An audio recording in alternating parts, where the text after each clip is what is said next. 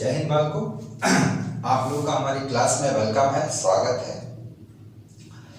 इस जो हम लोग लेक्चर की सीरीज चला रहे हैं, इसमें हम लोगों ने पी ब्लॉक में नोबल गैसेस को कवर कर लिया है, हेलोजन फैमिली को कवर कर लिया है, नाइट्रोजन फैमिली को कवर कर लिया है, ऑक्सीजन फैमिली को कंप्लीट कर लिया है। अब हम लोग कार्बन फैमिली को डील करेंगे। तो इस कोरोना पेंडेमिक की कंडीशन में आप लोग अपने घरों पे इत्मीनान से बैठ करके हमारे इन वीडियो लेक्चर के थ्रू अपने जो अनसीन टॉपिक्स हैं उनको क्लियर करने की कोशिश कर रहे होंगे। ये रिवीजन सीरीज है, तो इसमें बहुत ज़्यादा कुछ नहीं करना है। आपको हमारे लेक्चर को पूरा डिटेल में एक बार देख लेना है और देखने के बाद इसके जो मेन पॉइंट्स हैं उसको पेन और पेपर की सहायता से आप पूरा नोट कर लीजिए।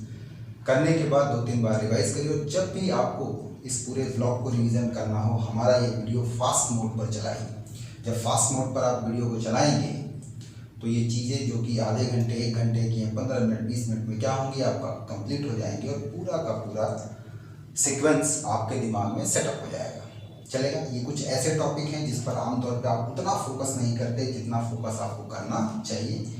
इन लेक्चर्स में हमने इस बात की कोशिश की है कि एनसीईआरटी के सारे पॉइंट्स, आपके डिफरेंट एग्जामिनेशन में जो प्रीवियस ईयर पूछे गए सवाल हैं उनके लिए पॉइंट्स, आपके जो क्लासरूम में डाउट्स होते हैं उनको दिमाग में रखते हुए पॉइंट्स को क्या किया गया है, इन लेक्चर्स में इंसर्ट किया गया है। तो आप थॉरली बड़े ध्यान से इन सभी लेक्चर्स को एक बार जरूर देखें, 2 बार देखें, 3 बार देखें, नोट बना लें और उसके बाद आप जो है उसको रिकॉर्डेड मोड में या फास्ट मोड में आप उसको चला करके देख सकते हैं। इस कंडीशन में घबराना नहीं है। हमें डेली अपना एक पेपर जो कि इस समय एनटीए के थ्रू आ रहा है उसको सॉल्व करना है, आंसर चेक करना है। किसी प्रकार का डाउट है, क्वेश्चन है तो उसको हमसे जरूर डिस्कस करना है। हमारी पूरी टीम फिजिक्स के सर, मैथमेटिक्स के सर, बायोलॉजी के सर अपने अपने चैनल के थ्रू या कॉमन चैनल के थ्रू आपके साथ जुड़े हुए हैं और जिस भी माध्यम से आप सभी सर लोगों से जुड़े हैं उस माध्यम से आपके डाउट आप तक पहुंच रहे हैं, आप डाउट भेज रहे हैं तो उनके जो आंसर्स हैं वो आपको क्लियर किए जा रहे हैं। यही बात हमारे पर भी लागू होती है। ठीक है जी, चलिए। तो उम्मीद करता हूँ आप पेन और पेपर लेकर के बैठ गए होंगे। आपने अपने आप को हमसे पूरी तरीके से कंसंट्रेट कर लिया होगा। आप अपने सभी सोशल मीडिया के जो आपके पार्ट्स हैं उनको आपने क्लोज कर दिया होगा। आप फुल्ली पूरी तरीके से मेंटली और फिजिकली लेक्चर के साथ जुड़ चुके होंगे। चलिए हम लोग स्टार्ट करते हैं। Let start.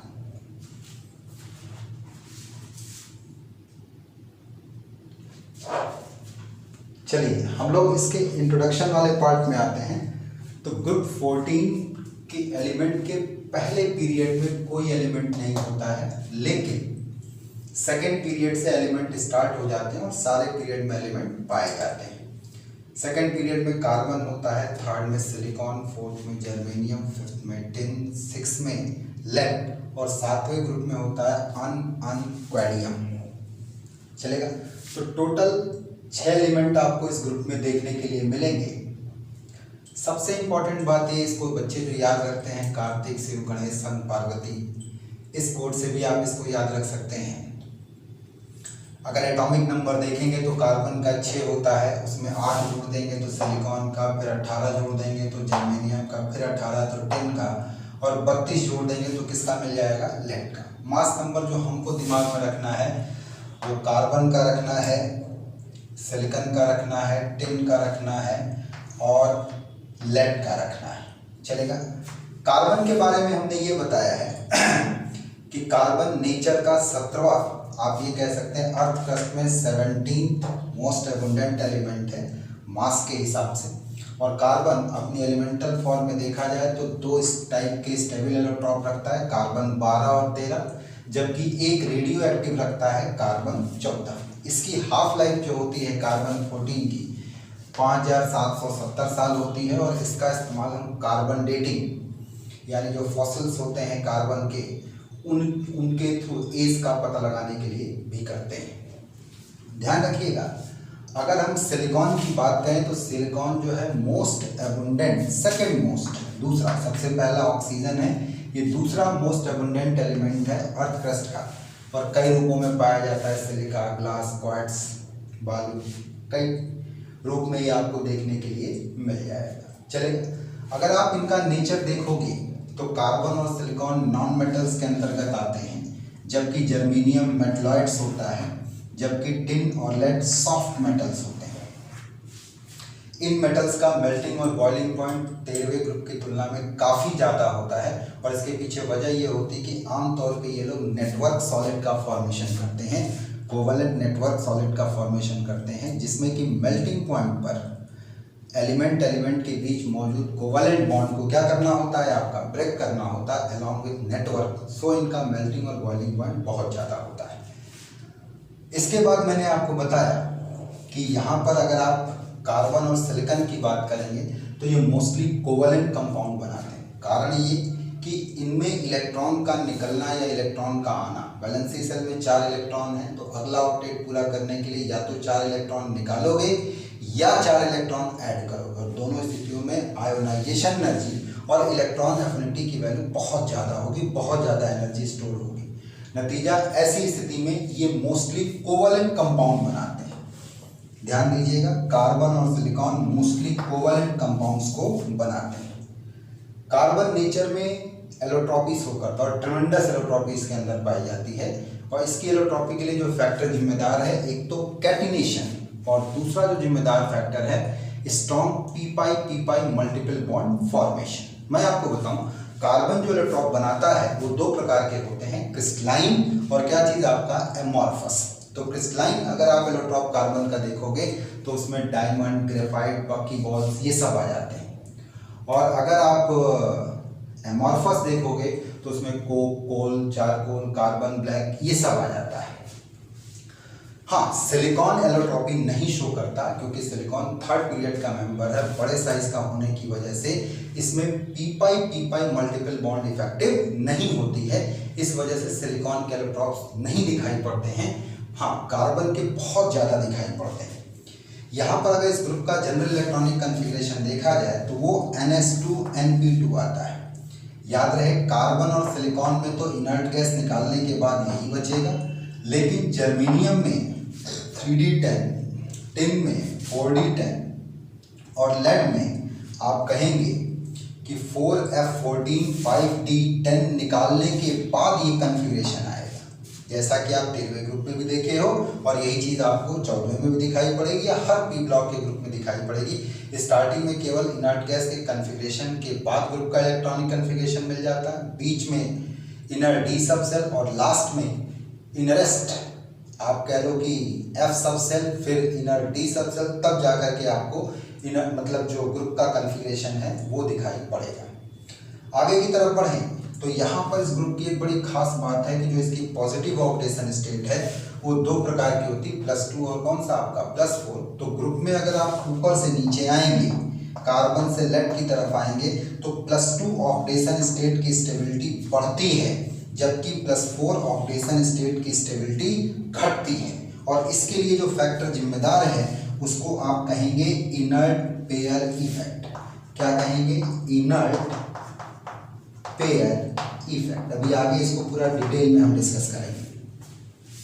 अब इस इफेक्ट के थ्रू ही आप कह सकते हो कि जैसे टिन है तो टिन अगर +2 में है तो ये +4 में जाने की टेंडेंसी रखेगा, क्योंकि इसकी +4 वाली फॉर्म स्टेबल है, +2 वाली कम स्टेबल है, इसीलिए टिन +2 में रिड्यूसिंग एजेंट का काम करेगा। लेकिन यही लेड अगर लेकर के चलोगे तो लेड +4 से +2 में जाने की टेंडेंसी रखेगा, यानी इसका होगा रिडक्शन, और काम कैसे करेगा? ऑक्सीडाइजिंग एजेंट का। तो लेड का +4 से +2 में जाना या ऑक्सीडाइजिंग एजेंट के तरीके काम करना, ये किसकी वजह से है? आपका इनर्ट पेयर इफेक्ट की वजह से। मैं आपको एक बात और बता दूं कि ये जो आप इनर्ट पेयर इफेक्ट देखते हैं, इसको थर्मोडायनेमिकल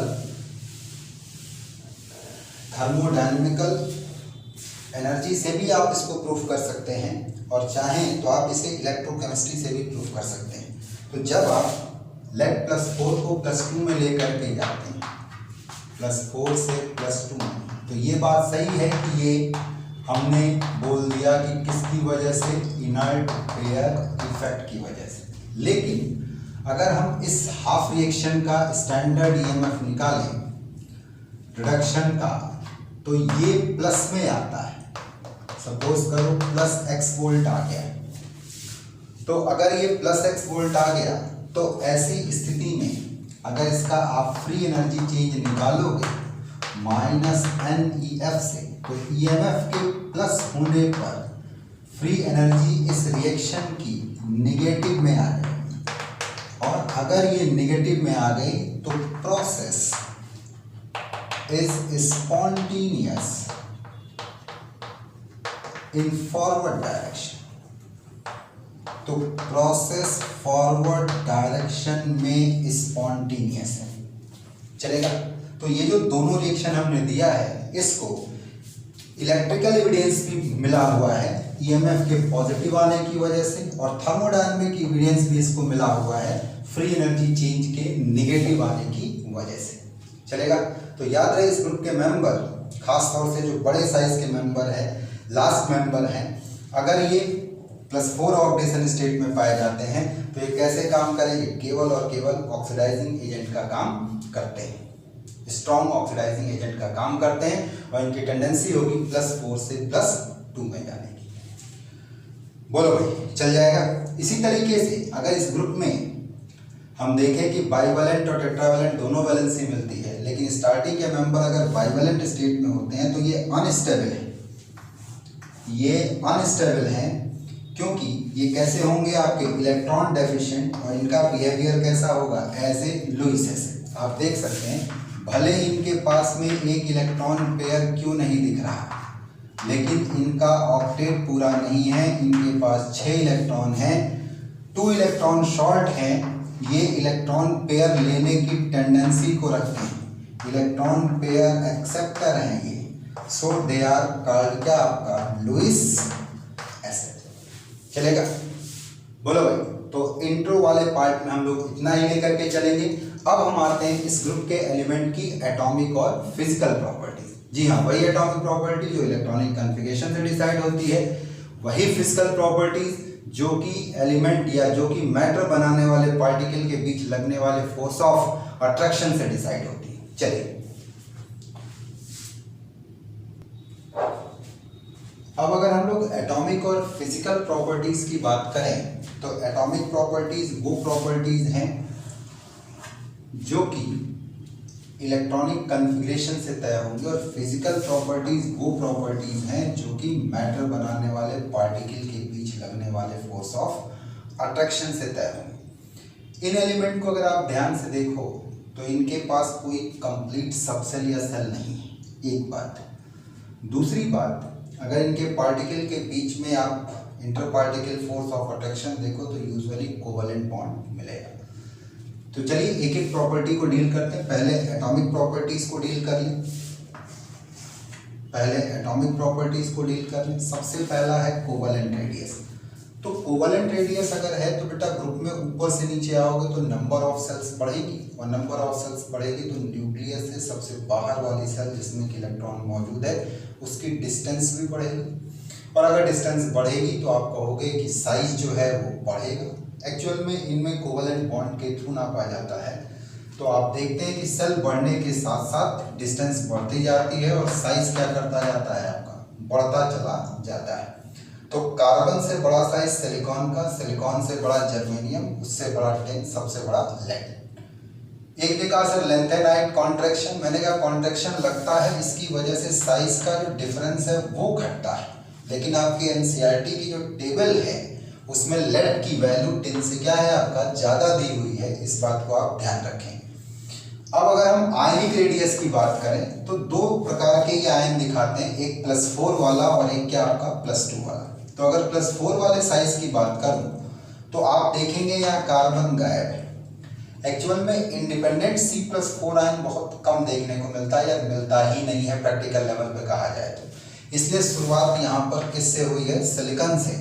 सिलिकॉन, जर्मेनियम, टिन और फिर क्या आपका लेड। साइज बढ़ रहा है तो आयनिक रेडियस भी क्या कर रही है? आपका बढ़ रही है। अब अगर +2 की बात करें तो कार्बन इंडिपेंडेंटली +2 में भी हमको नहीं मिलता है, सिलिकॉन भी नहीं मिलता है। +2 की स्टेबिलिटी ग्रुप में ऊपर से नीचे आने पर बढ़ती है, इसलिए लेड, टिन और जर्मेनियम ये +2 में मिल सकते हैं, जिसमें कि लेड +2 में सबसे ज़्यादा स्टेबल होता है। तो हम जर्मेनियम से लेड की तरफ जाएंगे तो +2 ऑक्सीडेशन स्टेट वाले आयन का साइज क्या करेगा, आपका बढ़ेगा। अब आगे की तरफ बढ़े तो हमने आयोनाइजेशन एनर्जी का सहारा लिया, आयोनाइजेशन एनर्जी की बात की, तो चाहे पहली आयोनाइजेशन कहो, दूसरी कहो, तीसरी कहो, चौथी को, न्यूमेरिकल डाटा में हेर फेर होता है, लेकिन ऑर्डर तो यही मिलेगा। कार्बन की आयोनाइजेशन एनर्जी सबसे ज्यादा, फिर सिलिकॉन, फिर जर्मेनियम, फिर टिन। कारण ग्रुप में ऊपर से नीचे आओगे तो साइज बढ़ेगा, और साइज बढ़ेगा तो आयोनाइजेशन एनर्जी घटेगी। साइज और आयोनाइजेशन एनर्जी में इनवर्सली का रिलेशन होता है, लेकिन यहाँ ये एक्सेप्शन आपको देखने के लिए मिलेगा। लेड की आयोनाइजेशन एनर्जी टिन से ज्यादा है, तो इसका कारण लैंथेनाइट कॉन्ट्रैक्शन है, जिसकी वजह से लैंथेनाइट कॉन्ट्रैक्शन, यानी आप कह सकते हैं due to poor shielding effect of 4f subshell electron, effective nuclear charge increases, so size decreases, और साइज डिक्रीजेस तो आयोनाइजेशन एनर्जी इंक्रीजेस। चलेगा। अब अगर हम लोग इसी तरीके से इलेक्ट्रोनेगेटिविटी की बात कर लें, तो इलेक्ट्रोनेगेटिविटी की अगर बात की जाए तो सबसे ज्यादा इलेक्ट्रोनेगेटिविटी कार्बन की देखने को मिलती है 2.5, सिलिकॉन, जर्मेनियम और टिन, इनकी इलेक्ट्रोनेगेटिविटी लगभग बराबर 1.8 के आसपास आती है। लेड की इलेक्ट्रोनेगेटिविटी इन तीनों से थोड़ी सी ज्यादा 1.9 के आसपास आती है, और इसका भी वही रीजन है। क्या रीजन? Lanthanide contraction. ये lanthanide contraction poor shielding effect होता है 4f सबसेल इलेक्ट्रॉन का, जिस पर कि स्क्रीनिंग कांस्टेंट डिक्रीज करेगा तो इफेक्टिव न्यूक्लियर चार्ज इंक्रीज करेगा, तो साइज डिक्रीज करेगा तो इलेक्ट्रोनेगेटिविटी इंक्रीज करेगी। चलेगा। बात को फिर आगे की तरफ बढ़ाएं तो यहाँ डेंसिटी की बात आती है। डेंसिटी हम फिजिकल प्रॉपर्टीज में कंसीडर करेंगे। ये मैटर का अमाउंट और उसके द्वारा सराउंड किए गए वॉल्यूम से तय होगा। सबसे ज्यादा डेंसिटी हम यहाँ पर अगर आप ध्यान से देखें, सबसे ज्यादा नहीं बोलेंगे, कार्बन की डेंसिटी को ज्यादा लिया गया, क्योंकि यहाँ कार्बन की कौन सी फॉर्म कंपेयर पे की गई है? डायमंड। उससे कम डेंसिटी सिलिकॉन की है, इनसे कहीं ज्यादा डेंसिटी जर्मेनियम, टिन और किसकी है? आपका लेड है। या जर्मेनियम से लेड की तरफ जाते हैं तो डेंसिटी बढ़ती जाती है। यहाँ इसको आपको मेमोराइज भी करना पड़ेगा, क्योंकि कई सारे फैक्टर कॉन्ट्राडिक्ट कर रहे हैं एक दूसरे को, तो इससे अच्छा है कि हम उन फैक्टर के चक्कर में पड़े, डाटा को एक बार दिमाग में रखेंगे। अब आते हैं melting point. Melting point solid state की फिजिकल प्रॉपर्टी, सॉलिड की फिजिकल प्रॉपर्टी। यहाँ सबसे ज्यादा मेल्टिंग पॉइंट कार्बन का है, और इसका रीजन है कि कार्बन का डायमंड वाला इलेक्ट्रोड लिया गया है, जिसमें कि नेटवर्क स्ट्रक्चर बनता है, और साथ ही साथ आप कह सकते हैं stable carbon carbon covalent bond होता है, जो कि sp3 हाइब्रिडाइज्ड ऑर्बिटल की ओवरलैपिंग से है। तो आप सोचिए कि उस बॉन्ड को तोड़ना, फिर उस नेटवर्क को तोड़ना, तो इसका मेल्टिंग पॉइंट सबसे ज्यादा। और याद रहे कि इसके मेल्टिंग पॉइंट पर इसके कोवलेंट बॉन्ड ब्रेक किए जाते हैं। कार्बन के बाद सिलिकॉन, सिलिकॉन से कम जर्मेनियम, जर्मेनियम से कम टिन, और टिन से ज्यादा किसका है? लेड का। टिन से ज्यादा मेल्टिंग पॉइंट लेड का होता है। सिमिलरली अगर बॉइलिंग पॉइंट को देखें तो यहाँ कार्बन गायब है। क्यों? कार्बन वेपर के फॉर्म में या लिक्विड के फॉर्म में हमको नहीं मिलता कि मैं उसका बॉइलिंग पॉइंट डिफाइन करूंगा, इसलिए शुरुआत सिलिकॉन से होती है। सिलिकॉन का सबसे ज्यादा, फिर जर्मेनियम, फिर टिन, और टिन से कम किसका है? आपका लेड का है। चल जाएगा। तो this is all about your कौन सा portion? Atomic and physical properties. और डाटा आप वेरीफाई कर सकते हैं आपकी एनसीईआरटी में जो एटॉमिक और फिजिकल प्रॉपर्टीज की टेबल दी हुई है उससे। चलेगा। क्वेश्चन कैसे पूछेगा? वही आपका कोई भी 4 ऑप्शन पकड़ा देगा और कई सारे क्वेश्चन, इसमें से किसी एक बात को मुद्दा बना लिया, और बनाने के बाद 4 question, maximum value, minimum value, decreasing order और क्या आपका इंक्रीजिंग ऑर्डर। जैसे एक क्वेश्चन मैं पूछ के दिखाऊं, एक क्वेश्चन मैं आपसे पूछ करके दिखाऊं। क्वेश्चन हमारा है, give the answer of following question. Answer of following question according to given option. पहला हमने लिया सिलिकॉन, जर्मेनियम, टिन, लेड। चलेगा। अब मैं अगर आपसे पूछूं कि विच ऑफ द फॉलोइंग है मैक्सिमम मेल्टिंग पॉइंट, क्या जवाब होगा? बोलो भाई। मेल्टिंग पॉइंट को पूछा है तो आप लेड लगा दोगे। इसी में पूछता विच ऑफ द फॉलोइंग है मिनिमम मेल्टिंग पॉइंट, तब सिलिकॉन लगा दोगे। इसी में पूछता कि arrange following 4 option in their decreasing order of melting point, lead, फिर टिन, तब जर्मेनियम, तब सिलिकॉन। इसी में इंक्रीजिंग ऑर्डर पूछता तब सिलिकॉन, फिर जर्मेनियम, तब टिन, फिर लेड। लेकिन जरूरी है कि वो मुद्दा मेल्टिंग पॉइंट को ही बनाए। मैं 4 क्वेश्चन पूछ चुका। हो सकता है मुद्दा वो बॉइलिंग पॉइंट को बना ले। पूछ बेटे which of the following option है मिनिमम बॉइलिंग पॉइंट, तो ऑप्शन आंसर में क्या होगा? Silicon, sorry minimum boiling point answer में क्या होगा? Lead. Which of the following है maximum boiling point? Silicon. What about decreasing order of boiling point? तो सिलिकॉन, फिर जर्मेनियम, टिन और लेड, फिर इंक्रीजिंग। चलेगा। इसी सवाल को वो इनमें से किसी प्रॉपर्टीज के साथ रिलेट करके क्या कर सकता है? रख सकता है। तो ये आप कहिए कि कोई एक क्वेश्चन नहीं है, ये 7 मुद्दे हैं और हर मुद्दे पे 4 सवाल है, यानी ये 28 क्वेश्चंस हैं। और बहुत छोटे क्वेश्चंस होते हैं, बहुत स्लिपरी क्वेश्चंस होते हैं। हर कोई आयनिक पर, इलेक्ट्रो पर, थर्मो पर, जीओसी पर, इन सब पे बड़ी ही मेहनत करता है और इन टॉपिक को छोड़ देता है कि तो तैयार है, आ जाएगा, हो जाएगा, और आप कुछ नहीं कर पाते। ये सवाल आता है, आप कॉन्फिडेंटली नहीं लगा पाते, बस नियर टू लगाते हैं और पेपर रूम से निकलते समय सोचते हैं कि भगवान सही ही हो जाए, सही ही हो जाए, और गलती से देखा तो गलत हो गया तो आप धीरे धीरे करके डिप्रेशन में जाना चालू हो जाते हैं। तो थोड़ा सतर्क रहिए, चीज़ों को वॉच करते हुए चलिए, सिली मिस्टेक्स को अवॉइड करिए, क्योंकि और जो केमिस्ट्री है ये पॉइजन सब्जेक्ट है। इसके क्वेश्चन बड़े हल्के दिखते हैं, पर पेपर रूम से सही करके निकल करके 4 नंबर ले आना ज़्यादा मुश्किल हो जाता है। तो सतर्क रहेंगे तो गलतियाँ कम होंगी, चीज़ों को लेकर के चलेंगे तो कॉम्पैक्ट वे में आएगा। अगर आप 180 में 180 पाना चाहते हैं, 120 में 120 पाना चाहते हैं, तो आपको अपने माइक्रो लेवल से लेकर के मैक्रो लेवल हर किसी को पूरी तरीके से लेके चलना पड़ेगा। चलेगा? बोलो भाई, आगे बढ़ें, चलिए।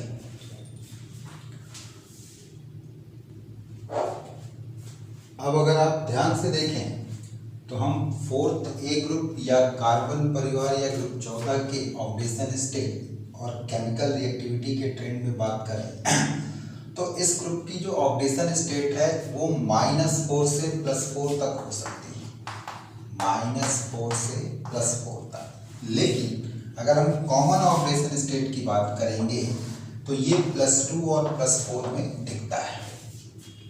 इस ग्रुप में अगर आप बात करो कार्बन से लेड की तरफ जाने पर, तो नेगेटिव ऑक्सीडेशन स्टेट की जो स्टेबिलिटी है वो घटेगी, क्योंकि मेटालिक कैरेक्टर जो होता है वो बढ़ता है, जबकि पॉजिटिव ऑक्सीडेशन स्टेट की स्टेबिलिटी बढ़ेगी, क्योंकि मेटालिक कैरेक्टर बढ़ता है और नॉन मेटालिक कैरेक्टर घटता है।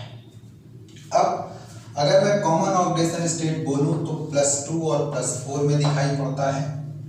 कार्बन दोनों ही प्रकार की ऑक्सीडेशन स्टेट को शो कर सकता है, नेगेटिव भी और क्या आपका पॉजिटिव भी, ये दोनों ऑक्सीडेशन स्टेट को शो कर सकता है। इसी तरीके से अगर आप हायर ऑक्सीडेशन स्टेट में इन एलिमेंट के कंपाउंड देखेंगे, खासतौर से कार्बन या अदर जो भी इस ग्रुप में है, तो वो कोवलेंट होंगे नेचर में, और लोअर ऑक्सीडेशन स्टेट वाले कैसे होंगे? आयनिक। और अगर कंपैरिजन करेंगे आपका, तो जिसमें हायर ऑक्सीडेशन स्टेट है वो ज़्यादा कोवलेंट, जिसमें कम ऑक्सीडेशन स्टेट है वो ज़्यादा आयनिक, और इसके पीछे एक्सप्लेनेशन जाएगा फजान रूल से। बात को आगे की तरफ बढ़ाएं, अगर हम कार्बन से लेड की तरफ आते हैं, ग्रुप में ऊपर से नीचे आते हैं, तो +2 ऑक्सीडेशन स्टेट की स्टेबिलिटी बढ़ती है, जबकि +4 ऑक्सीडेशन स्टेट की स्टेबिलिटी घटती है। यानी अगर +2 स्टेट को लेकर के देखा जाए तो जर्मेनियम टिन से ज़्यादा स्टेबल कौन है आपका लेड ये। लेकिन अगर +4 का देखा जाए तो कार्बन फिर सिलिकॉन तब जर्मेनियम तब क्या आपका जर्मेनियम फिर टिन। लेड बहुत कम ही +4 में दिखाई पड़ता है। कुछ ऑक्साइड और फ्लोराइड हैं जिसमें लेड +4 में आपको मिल जाएगा, बेसिकली ऑक्सीजन और फ्लोरीन के साथ। एक बात इसमें और बताई गई कि अगर इस ग्रुप के मेंबर 4 कोवैलेंट बॉन्ड बना रहे हैं तो ये इलेक्ट्रॉन प्रिसाइज होते हैं, ना इलेक्ट्रॉन पेयर लेने की टेंडेंसी होती, ना इलेक्ट्रॉन पेयर देने की टेंडेंसी होती, खास तौर से अगर कार्बन कंपाउंड की बात की जाए तो यहाँ पर मैंने बोला है कि ये जो आपका 4 वैलेंसी पर ये इलेक्ट्रॉन प्रिसाइज होंगे, ना इलेक्ट्रॉन पेयर लेना और ना इलेक्ट्रॉन पेयर देना। अगर इलेक्ट्रॉन पेयर एक्सेप्टर होते हैं तो इन्हें लुईस बेस कहा जाता है, लुईस इलेक्ट्रॉन पेयर एक्सेप्टर हैं तो इनको लुईस एसिड कहा जाएगा, और इलेक्ट्रॉन पेयर डोनर हैं तो इनको लुईस बेस कहा जाएगा। और जो इलेक्ट्रॉन लेना ही नहीं चाहते, ना लेना देना चाहते हैं, इलेक्ट्रॉन प्रिसाइज कहते हैं। एक बात और भी है कि कार्बन के पास वैलेंसी सेल में इम्पटी डी ऑर्बिटल नहीं है, तो ये अपनी वैलेंसी को एक्सपेंड नहीं कर सकता। लेकिन कार्बन को छोड़ करके ग्रुप के जो बाकी के मेंबर हैं, जैसे कि आपका सिलिकॉन हो गया, जर्मेनियम हो गया, टिन हो गया, लेड हो गया, इनके पास में डी एटॉमिक ऑर्बिटल इम्पटी होता है और ये अपनी वैलेंसी को क्या कर सकते हैं, एक्सपेंड कर सकते हैं। यही कारण है कि ये इलेक्ट्रॉन पेयर एक्सेप्टर के साथ इस टाइप के कंपाउंड बनाएंगे जिसमें कि इनका हाइब्रिडाइजेशन sp3d2 आएगा और इनकी ज्योमेट्री या शेप कैसा होगा, ऑक्टाहेड्रल होगा। लेकिन कार्बन नहीं बना सकता। कार्बन इसलिए नहीं बना सकता क्योंकि डी एटॉमिक ऑर्बिटल नहीं है। इसीलिए कार्बन कंपाउंड में आप कार्बन का हाइब्रिडाइजेशन निकालेंगे तो sp मिल सकता है, sp2 मिल सकता है, sp3 मिल सकता है, लेकिन sp3d या sp3d2 या dsp3 टाइप, इस टाइप के हाइब्रिडाइजेशन कार्बन में दिखाई नहीं पड़ेंगे क्योंकि इसकी वैलेंसी सेल में डी एटॉमिक ऑर्बिटल नहीं है और वो इनका इस्तेमाल नहीं करता। बात को आगे की तरफ बढ़ाएं तो अगर हम इस ग्रुप के कॉमन ऑक्सीडेशन स्टेट की बात करें एलिमेंट वाइज, तो कार्बन और सिलिकॉन मोस्टली +4 ऑक्सीडेशन स्टेट में पाए जाते हैं। इस वजह से इनके कंपाउंड भी कोवैलेंट होते हैं। जर्मेनियम +4 और +2 दोनों में हो सकता है, लेकिन +2 में बड़े कम कंपाउंड है। मोस्टली कंपाउंड जर्मेनियम के किस में है, +4 में है। टिन दोनों स्टेट में कंपाउंड बनाता है, +2 में भी और +4 में भी। इसके +2 वाले कंपाउंड जो होते हैं रिड्यूसिंग एजेंट का काम करते हैं, रिडक्टेंट का काम करते हैं, क्योंकि इनमें टेंडेंसी होती है +2 से +4 में जाने की। लेड की अगर मैं बात करूं तो लेड के मैक्सिमम कंपाउंड +2 में मिलते हैं, +2 में मिलते हैं और बहुत कम +4 में मिलते हैं। +4 वाले लेड के कंपाउंड ऑक्सीजन या फ्लोरीन के साथ में हो सकते हैं, ठीक है। इसीलिए लेड अगर कहीं +4 में है भी तो उसके अंदर टेंडेंसी है +2 में जाने की। यही वजह है कि लेड +4 में बहुत ही स्ट्रॉन्ग ऑक्सीडाइजिंग एजेंट का काम करता है, वेरी स्ट्रॉन्ग ऑक्सीडाइजिंग एजेंट। चलेगा, बोलो भाई, बहुत तगड़े ऑक्सीडाइजिंग एजेंट का काम करता है। इस तरीके से हम लोगों ने ऑक्सीडेशन स्टेट और केमिकल रिएक्टिविटी के पैटर्न को इस ग्रुप में क्या कर लिया, आपका एक लेवल तक ऑब्जर्व कर लिया। अब हम लोग आगे की तरफ बढ़ेंगे। इनके कुछ कंपाउंड मतलब इस ग्रुप के हाइड्रोजन के साथ कंपाउंड हाइड्राइड्स को डील करेंगे, ऑक्सीजन के साथ कंपाउंड ऑक्साइड को डील करेंगे, हेलोजन के साथ कंपाउंड हैलाइड्स को डील करेंगे। चलिए, तो हम लोग सबसे पहले आते हैं हाइड्रोजन कंपाउंड्स पर। चलेगा, जो हाइड्रोजन कंपाउंड्स होते हैं, अगर कार्बन बनाएगा तो इन्हें हम कॉमनली हाइड्रोकार्बन कहेंगे। ये जैसे एल्केन्स हो गया, एल्कीन, एल्काइन, एरोमेटिक हाइड्रोकार्बन, ये सब। एल्केन का जो जनरल फॉर्मूला होता है वो है CnH2n+2। एल्कीन का जो जनरल फॉर्मूला है वो है CnH2n। इसी तरीके से एल्काइन का जनरल फार्मूला CnH2n-2 और एरोमेटिक हाइड्रोकार्बन में या एरोमेटिक कंपाउंड में, खास तौर से अगर बेंजीन या बेंजोनाइड्स की बात करें तो CnH2n-2। अब अगर एल्केन होना है तो तो मिनिमम n की वैल्यू 1 से शुरू होगी। एल्कीन के लिए मिनिमम n की वैल्यू 2 से शुरू होगी। एल्काइन में भी 2 से शुरू होगी। और अगर बेंजोनॉइड लेकर के चलना चाहते हैं तो ये मिनिमम 6 से शुरू होगी। ऐसे चलेगा। यही अगर सिलिकॉन के कंपाउंड अगर आप देखेंगे तो उन्हें हम लोग सिलेन बोलेंगे। जिस तरीके से एल्केन का फॉर्मूला है उसी तरीके से सिलेन का भी फॉर्मूला है, लेकिन एक अंतर है आपका इस कार्बन हाइड्रोजन और सिलिकॉन हाइड्रोजन बॉन्ड में। यहाँ पर आप हाइड्रोजन की इलेक्ट्रोनेगेटिविटी 2.0 और सिलिकॉन की 1.8 देख रहे हैं। तो यहाँ हाइड्रोजन ज़्यादा इलेक्ट्रोनेगेटिव है जबकि सिलिकॉन कम इलेक्ट्रोनेगेटिव है। सो ये पार्शियल नेगेटिव और ये पार्शियल पॉजिटिव। तो इसमें अगर डाइपोल का डायरेक्शन देखेंगे तो यूं दिखाई पड़ेगा ऐसे सिलिकॉन से हाइड्रोजन की तरफ। लेकिन अगर आप कार्बन हाइड्रोजन वाले में देखेंगे तो यहाँ ये पार्शियल पॉजिटिव और ये पार्शियल नेगेटिव। तो किधर से किधर दिखाई पड़ेगा? हाइड्रोजन से कार्बन की तरफ। ये तो ये एक बेसिक डिफरेंस है डाइपोल के डायरेक्शन में। चल जाएगा। चलिए आगे की तरफ बढ़ते हैं। हम लोग ऑक्सीजन कंपाउंड्स पर आते हैं।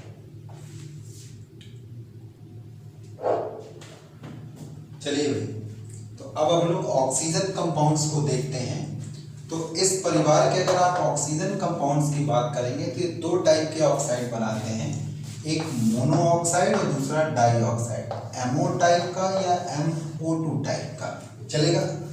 तो यहाँ पर अगर हम MO टाइप की बात करें तो कार्बन मोनोऑक्साइड स्टैंड करता है, ठीक है। लेकिन यहाँ एक बात कही गई कि SiO या जर्मेनियम ऑक्साइड रेयरली स्टैंड करते हैं। खास तौर से इसमें अगर सिलिकॉन की बात की जाए तो ये RTP पर तो स्टैंड ही नहीं करता, बहुत हाई टेम्परेचर पर ये स्टैंड करता है। और इसके पीछे हमने वजह भी बताई है कि कार्बन मोनोऑक्साइड का अगर आप स्ट्रक्चर देखोगे तो इसका बॉन्ड ऑर्डर 3 आता है और बॉन्ड एनर्जी सभी डायटोमिक से सबसे ज़्यादा मिलती है। इसके पीछे वजह ये है कि इसके अंदर 2 2p पाई मल्टीपल बॉन्ड है। स्मॉल साइज के ऑर्बिटल होने की वजह से न्यूक्लियर रिपल्सन कम होता है, जिस पर इसकी बॉन्ड एनर्जी सबसे ज़्यादा रिलीज होती है। तो ये कंपाउंड बेहद स्टेबल है। वहीं पर अगर हम सिलिकॉन का बनाएं तो इसमें जो पाई बॉन्ड बनेगा वो तीसरे पीरियड के p ऑर्बिटल के कोलेक्टरल ओवरलैपिंग से बनेगा, जो कि बड़े साइज का होता है। इलेक्ट्रॉन डेंसिटी इंटरन्यूक्लियर एक्सिस से दूर होने की वजह से न्यूक्लियस के बीच में तगड़ा रिपल्सन काम करेगा, जिस पर कि ये बॉन्ड अनस्टेबल होंगे। और अगर बॉन्ड अनस्टेबल होंगे तो ये स्पीसीज भी अनस्टेबल है। जब इसी को हम हाई टेम्परेचर पर लेंगे तो ये रिपल्सन मिनिमाइज होगा, तो बॉन्ड स्टेबल होगा। तो ऐसी स्थिति में ये स्पीसीज टिक जाएगा। यही वजह है कि RTP पर ये नहीं पाया जाएगा और हाई टेम्परेचर पर ये पाया जाएगा। यहाँ पर बात को थोड़ा सा और आगे बढ़ाएं तो मैं आपको बता दूं, कार्बन मोनोऑक्साइड कार्बन का इकलौता कंपाउंड है जो इसकी ग्राउंड स्टेट में बनता है। लुईस डॉट स्ट्रक्चर अगर आप इसका बनाएंगे तो ऐसी स्थिति में ये हाइपो ऑक्टेट आपको दिखाई पड़ेगा, लेकिन एक्चुअल में ये इसका सही डेफिनेशन नहीं है हाइपो ऑक्टेट वाला। इसका जो सही डेफिनेशन है वो जाता है ग्राउंड स्टेट में, और जब ये ग्राउंड स्टेट से जाएगा तो ऐसी स्थिति में ये इलेक्ट्रॉन प्रिसाइज मॉलिक्यूल होता है। आप देख सकते हैं carbon monoxide only compound of carbon in their ground state, otherwise बाकी जितने कार्बन के कंपाउंड देखेंगे वो सब एक्साइटेड स्टेट में बनते हैं। अब जरा हम नजर डालें तो कार्बन का एटॉमिक नंबर 6 है। इलेक्ट्रॉनिक कॉन्फ़िगरेशन ग्राउंड स्टेट का 1s2 2s2 2p2 आएगा, और ये 2s2 2p2 वैलेंसी सेल का कॉन्फ़िगरेशन है। 2s सब सेल में आपको 2 इलेक्ट्रॉन दिख रहा है और 2p सब सेल में भी आपको 2 इलेक्ट्रॉन दिख रहा है। चलेगा।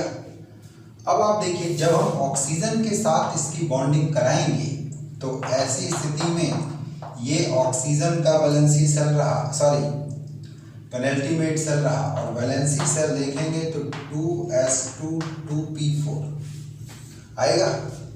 तो अब अगर इसका कॉन्फ़िगरेशन देखें तो यहाँ 2 इलेक्ट्रॉन और ये 4 इलेक्ट्रॉन एक एक करके रखा जाएगा। अब होगा क्या कि ये 2p सबसेल का एक ऑर्बिटल जो बॉन्ड एक्सिस पर होगा, सपोज करो pz, वो इसके pz के साथ हेड ऑन हेड ओवरलैपिंग करके ये एक सिग्मा बनाएगा। दूसरा वाला कोलेक्टर ओवरलैप करके पाई बनाएगा। और ये जो खाली ऑर्बिटल आप देख रहे हैं, इसमें ऑक्सीजन के 2s का दोनों इलेक्ट्रॉन कोऑर्डिनेट किया जाएगा कोलेक्टर से, तो ये भी एक पाई बनाएगा। इसलिए कार्बन मोनोऑक्साइड में आप देखें ये पहला सिग्मा, ये पाई, और ये रहा ये कोऑर्डिनेट बॉन्ड चलेगा। यहाँ इस ऑक्सीजन पर एक लोन पेयर और एक लोन पेयर कार्बन पे बचेगा। आप देख सकते हैं कि कार्बन वाला लोन पेयर किस ऑर्बिटल का है, 2s ऑर्बिटल का चलेगा। कार्बन वाला जो लोन पेयर बचा हुआ है वो वैलेंसी सेल के 2s ऑर्बिटल वाला। और अगर आप ऑक्सीजन की बात करेंगे तो ऑक्सीजन में मुझे 4 इलेक्ट्रॉन दिखाना था, थोड़ा सा एक गड़बड़ हो गया है। ये ऐसे आएगा चलेगा, तो थोड़ा सा गड़बड़ हो गया है, एक मिनट, इसको हम लोग बल्कि फिर से समझ लें।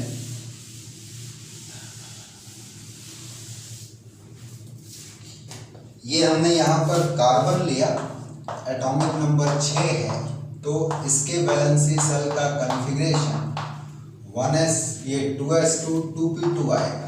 2s सबसेल में 2 इलेक्ट्रॉन और 2p सबसेल में भी आपके 2 इलेक्ट्रॉन। यही ऑक्सीजन अगर हम लेंगे तो 8 इलेक्ट्रॉन हैं, और इसका वैलेंसी सेल का कॉन्फ़िगरेशन देखोगे तो 2s2 2p4 होगा। यहाँ 2s में 2 इलेक्ट्रॉन और 2p में 4 इलेक्ट्रॉन, 1 2 3 4 चलेगा। जरा बॉन्डिंग को देखें तो एक pz ऑर्बिटल कार्बन के pz ऑर्बिटल के साथ हेड ऑन हेड ओवरलैपिंग करके सिग्मा बॉन्ड बनाएगा। दूसरा py या px ऑर्बिटल कार्बन के py या px ऑर्बिटल के साथ साइड बाय साइड ओवरलैप करके पाई बनाएगा। अब ध्यान दीजिएगा, ऑक्सीजन का 2px ऑर्बिटल कार्बन के इम्पिटी 2px ऑर्बिटल के साथ कोलेक्टरल कोऑर्डिनेशन करेगा, तो इस स्थिति में ये पाई बॉन्ड बनाएगा। तो हम ये देख सकते हैं कोऑर्डिनेट टाइप पाई बॉन्ड बनाएगा कि कार्बन और ऑक्सीजन में ये पहला सिग्मा बॉन्ड, दूसरा पाई बॉन्ड और तीसरा कोऑर्डिनेट बॉन्ड। और ये कोऑर्डिनेट बॉन्ड के लिए ऑक्सीजन जो लोन पेयर दे रहा है वो 2p ऑर्बिटल का, और जो ऑक्सीजन के पास एक लोन पेयर बचा हुआ है वो 2s ऑर्बिटल का। इसी तरीके से इस कार्बन के पास जो लोन पेयर बचा हुआ है वो 2s ऑर्बिटल के पास, और जो लोन पेयर एक्सेप्ट किया है वो 2p ऑर्बिटल। यानी कितना बॉन्ड ऑर्डर दिख रहा है, 3 बॉन्ड ऑर्डर आपको दिख रहा है। इसको आप ऐसे भी दिखा सकते हैं। यही वजह है कि कार्बन मोनोऑक्साइड की bond energy among the diatomic सबसे ज़्यादा है, एक बात। दूसरी बात कि ये पाई एसिड लिगेंड के तरीके काम करेगा, यानी ग्राउंड स्टेट में कार्बन सेंटर से लोन पेयर डोनेट करेगा और एक्साइटेड स्टेट में अपनी पाई एंटी बॉन्डिंग मॉलिक्यूलर ऑर्बिटल में लोन पेयर एक्सेप्ट करेगा।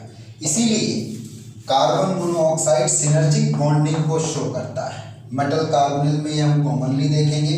ये बेहद स्ट्रॉन्ग फील्ड लिगेंड होता है, लो स्पिन लिगेंड होता है, क्योंकि इसका डोनर सेंटर कार्बन है जो कि लेस इलेक्ट्रोनेगेटिव है, चलेगा।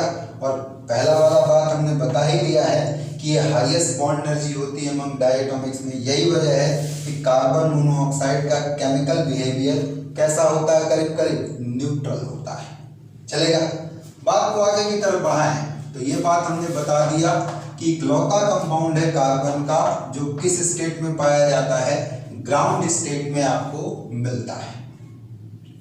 अब अगर हम इस ग्रुप के मेंबर में सेम एलिमेंट को डिफरेंट ऑक्सीडेशन स्टेट पर लें तो याद रहे कि हायर ऑक्सीडेशन स्टेट ज्यादा एसिडिक होगी और कोवलेंट होगी बनस्पत किसके, लोअर ऑक्सीडेशन स्टेट की। अब अगर हम कुछ डाटा दें तो ये जो डाइऑक्साइड्स हैं कार्बन, सिलिकॉन, जर्मेनियम, तो इसमें कार्बन डाइऑक्साइड का रिएक्टिव है लेकिन सिलिकॉन ऑक्साइड का इनर्ट है।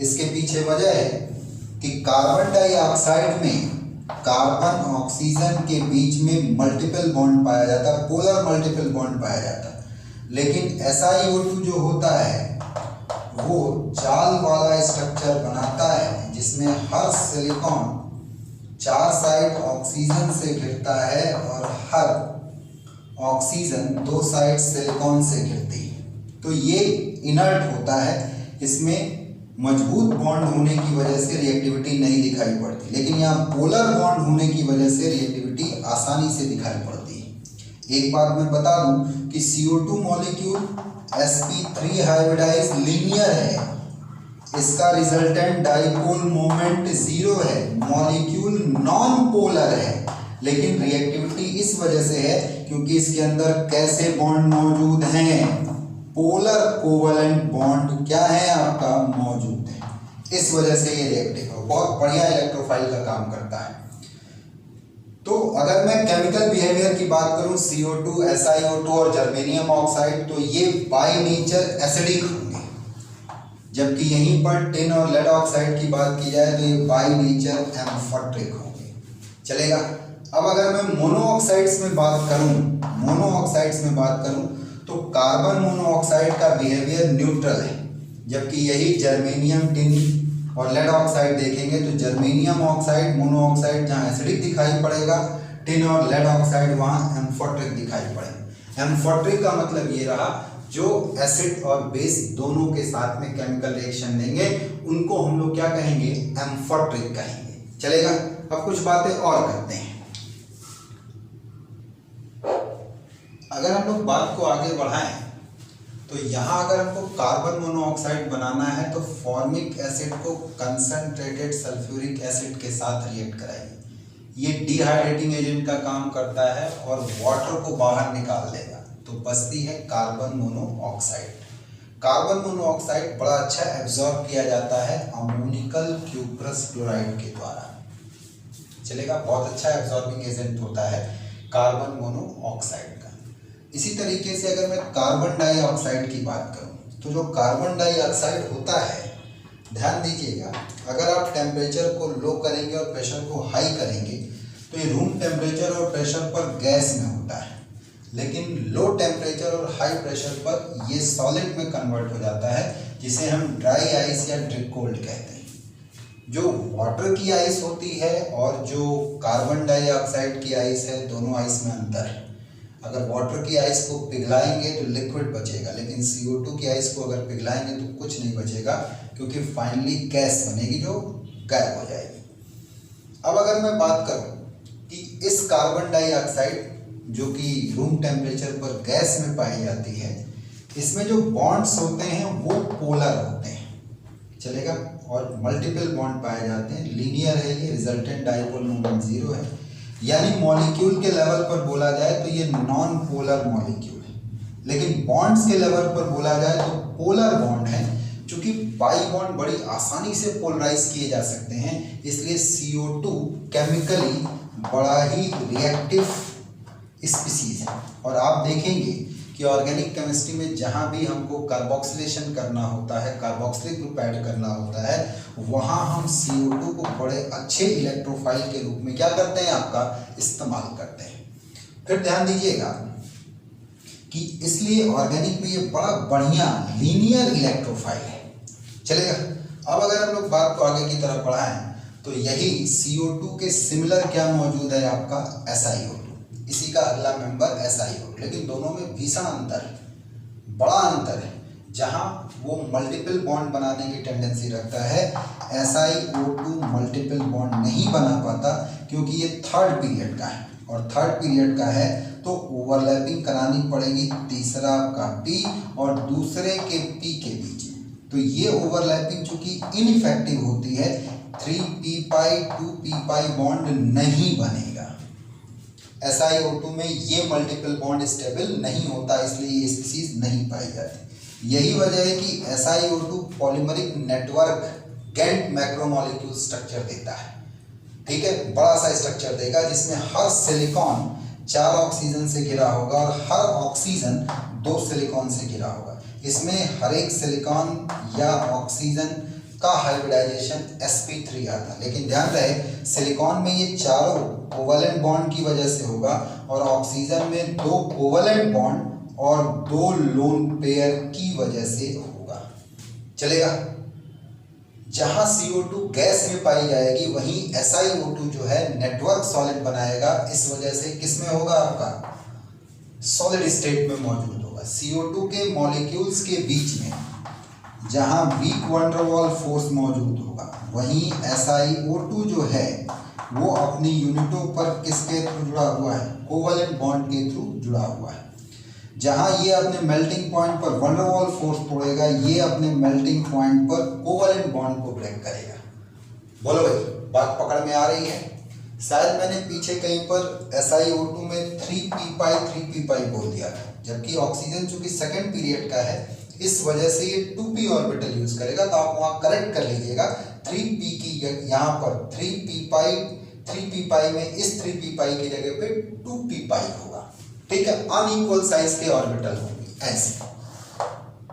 ऐसे ऑर्बिटल। ये 3p अगर इसको मैं मान लूं तो अब मैं ये लूंगा 2p, और आप कोलेक्टल ओवरलैपिंग कराएंगे तो नहीं हो पाएगा।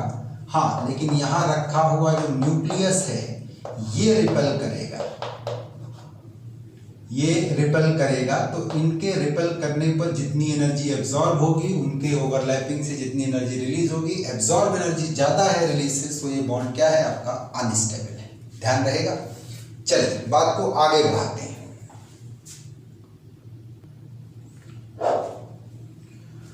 चले बालकों, अगर हम लोग बात को आगे की तरफ बढ़ाएं तो मैंने यहाँ पर एक पॉइंट दिया है कि SiO2 इज इनर्ट।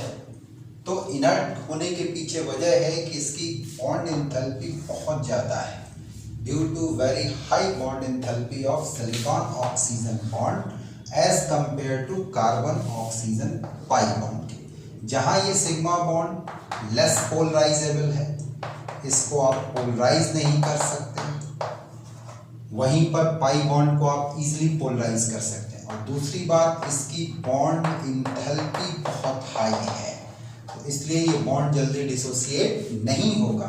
यही रीज़न है कि SiO2 जो है वो आपको इनर्ट मिलता है रूम टेम्परेचर पर सॉलिड स्टेट में, जबकि CO2 आपको एक्टिव मिलता है, केमिकली एक्टिव स्पीसीज है, और वो भी गैस में। कहाँ, आपका रूम टेम्परेचर पर।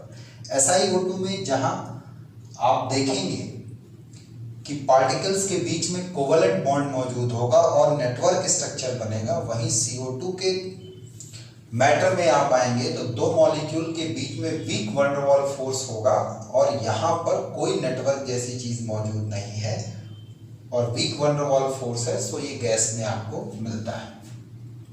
CO2 को अगर वाटर के साथ आप हाई प्रेशर और लो टेम्परेचर पर लें, हल्का सा हाई प्रेशर पे लें और थोड़ा लो टेम्परेचर कर दें, तो ऐसी स्थिति में ये इसके साथ मिलकर के कार्बोनिक एसिड बनाता है। ये आप देखेंगे ये बॉन्ड इधर की तरफ टूटेगा, नेगेटिव इस पर पॉजिटिव, ये इसके साथ जुड़ेगा, हाइड्रोजन निकलेगी वो यहाँ और बन जाएगा कार्बोनिक एसिड। ये डाइबेसिक वीक एसिड है।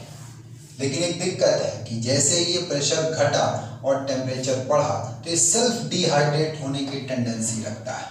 सेल्फ डिहाइड्रेट होने का मतलब ये वाटर और CO2 में बदल जाएगा, और CO2 बड़ी तेजी से बबल बनाते हुए ऊपर आती है, जिसे इवेपोरेंस के नाम से भी आप लोग जानते हैं। जैसे कोल्ड ड्रिंक, कोक, इन सब में आप देख सकते हैं, बोतल को थोड़ा सा हिला दीजिए या उसमें डॉट को ऊपर, तो बड़ी तेजी से झाग देते हुए कुछ निकलता है। तो एक्चुअल में वो कार्बोनिक एसिड होता है जो डिहाइड्रेट होकर के वाटर अलग कर देता है और CO2 गैस क्या करती है, निकलती है। Carbonic acid dibasic weak acid है, डाइबेसिक वीक एसिड है, इसलिए दो प्रकार के सॉल्ट बनाएगा, एक बाइकार्बोनेट और दूसरा क्या आपका कार्बोनेट। यहां पर आप ध्यान रखें कि जो बाइकार्बोनेट होता है ये सॉल्ट जो है बड़े मेटल कैटायन के साथ पाया जाता है, क्योंकि ये बड़े साइज का होता है। सोडियम आयन, सीजियम आयन या एल्कली मेटल्स में जो बड़े हैं वो बनाते हैं, लेकिन जो छोटा है उसके बाइकार्बोनेट स्टेबल नहीं होते, जैसे लिथियम या दूसरे ग्रुप के या तीसरे ग्रुप के जो होते हैं वो स्टेबल नहीं होते हैं। कार्बोनेट की जहां तक बात करें तो कार्बोनेट सभी मेटल बनाते हैं, अमोनियम वगैरह इंक्लूड करते हुए। ऑल मेटल अमोनियम एग्जिस्ट, ये सब के सब पाए जाते हैं। अब अगर मैं बताऊं तो CO2 का मेन यूज हम जो है एक बड़ा ही बढ़िया नाइट्रोजनस फर्टिलाइजर बनाने के लिए करते हैं, जिसे हम यूरिया कहते हैं। कार्बन डाइऑक्साइड अमोनिया के साथ जब हाई प्रेशर पर हीट किया जाता है तो यूरिया बनता है, चलेगा।